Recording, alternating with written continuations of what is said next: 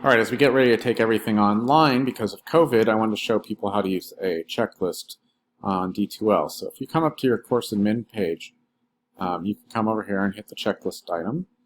And unless you've done these before, there won't be one. I did a trial one here earlier, but let me start with a new checklist.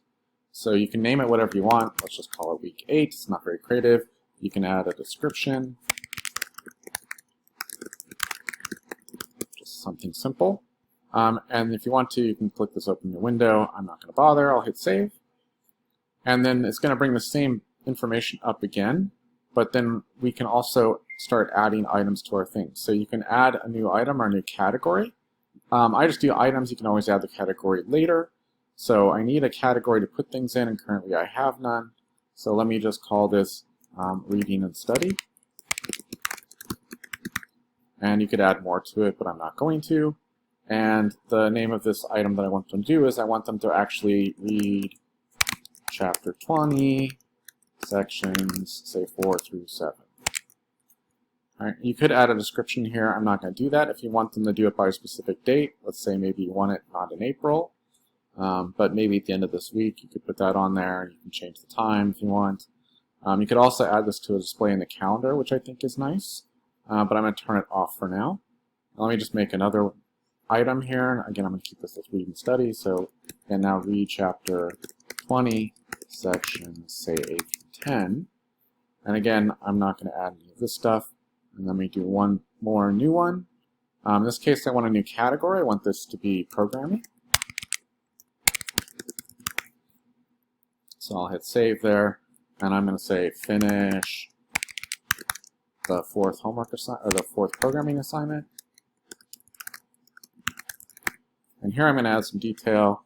Remember, the assignment is here and submit it here. And then what I'm going to do is come back up here and put the actual assignment in. So we'll do this one. And submission folder. Oops, that was the same one. Let me come back and I'll fix that. This is the submission folder. This should be, back up a little bit, not in the assignments folder, but rather in content. And that is under computational physics. And there's that. And then I can hit save again. And again, if you wanted to put a due date in, you can, but let me just close that.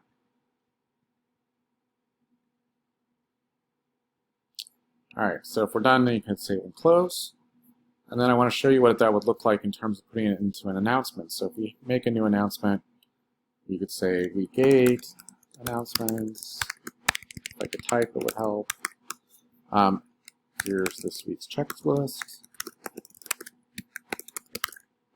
And then you can link this checklist in by, again, using the little link bar. I'm going to have 2 of them over here, so I don't remember which one I did, but let me click that one. And then you can hit publish. And then if I come back to the actual front page, the announcement's now here. If I switch to the student view, you'll see that if you click on the checklist, it brings that checklist up, and they can actually just click on here as they do that, hit save, and it'll record their progress about when they completed that particular item. So hopefully that will help and provide some structure to your students.